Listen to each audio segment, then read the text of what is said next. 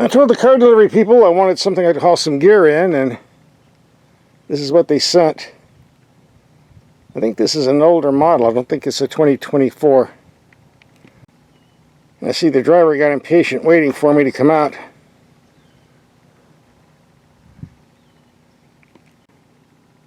I got a nice Mercedes coming next week. We'll have to do a comparison test. Looks like Toyota's sending us a Highlander hybrid. Top of the line Platinum all-wheel drive version. Platinum means it costs more. And let's see where it's made. Princeton, Indiana. Buy American. Here are the safety ratings for those who like to know stuff like that. I was told this is a deluxe model, and therefore there is no options. Everything is standard. Well, a lot of manufacturers say that. They always add one or two items. Here's what you're getting, standard equipment. A lot of stuff here. Don't see any options yet. Well, it's true. No options, just the typical delivery fee and shipping. There you go. And here's the claim fuel economy. Pretty good if you can get it. We'll find out when we do our real world testing. That's what you're here for, right? By the way, if you're in Toyota hybrids, we just got done testing the 2023 Toyota Prius. You can find that video on our channel. Go and click and watch. And we also did a video on the Toyota Sequoia Platinum Hybrid. We have that on our website too. Alright, here it is. Nice looking rig. I like this blue color too. And we got the side view. And the rear with the Platinum emblem, so everybody will know you forked up the extra money for the top of the line. One of the first things we do when we get a vehicle is to check and see what brand of tires we're getting.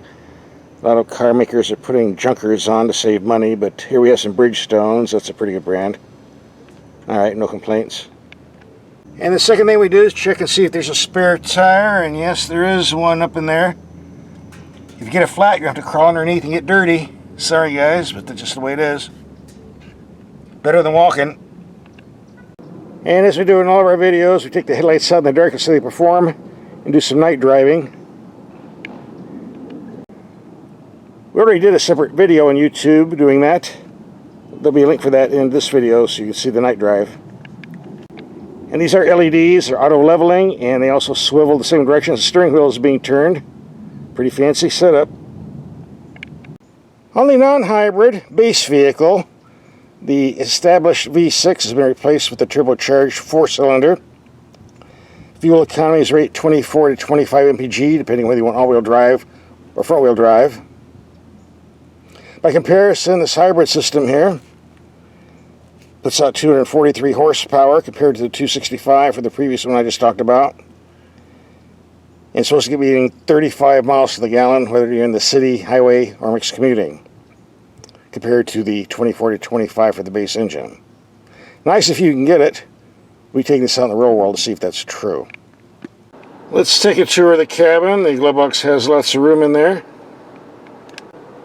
We get a large 12.3-inch info screen, but that's only on the deluxe models like this. The peasants who get the basic vehicle get something like an 8-inch screen. So if you want this, you have to fork up more dough. And underneath, the climate controls are very simple to use. Knobs and buttons, the way it should be.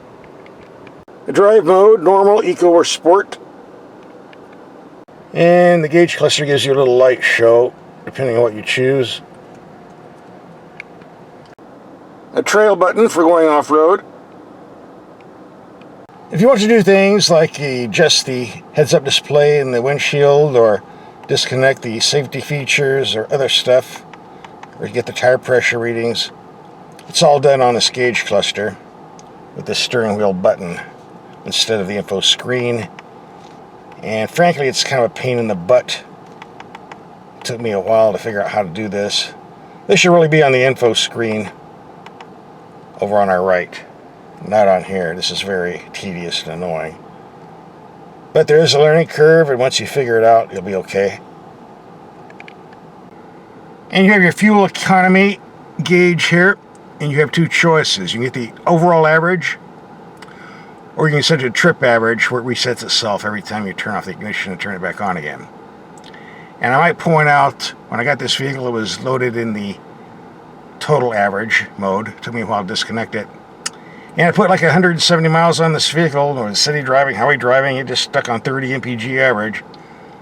So I'm guessing that's what we're going to be getting, but I did reset this to trip average, and we will be taking a highway trip in this either tonight or tomorrow. Let's see what type of numbers pop up. Looking for that magic 35 they're claiming, but it's hot outside, and hybrids don't like heat. Yesterday was 116 degrees, today it's cool at 105. Alright, enough talk. Show and tell is over, let's do some driving. And the power steering on this vehicle's above average. Pretty responsive. Decent feel for an electric power steering system. I don't think there's going to be any complaints. The ride is extremely plush, like riding on a cloud, so it's going to be interesting to take this on a highway trip. I think it's going to be very pleasant. As the real hybrid vehicles are not noted for strong acceleration, plus here you have a weight of like 4,700 pounds, which can slow you down a bit. In spite of that, the hybrid system with two electric motors got a lot of bottom end grunt. Definitely enough torque. I've never felt underpowered. And I got a little wheel spin there.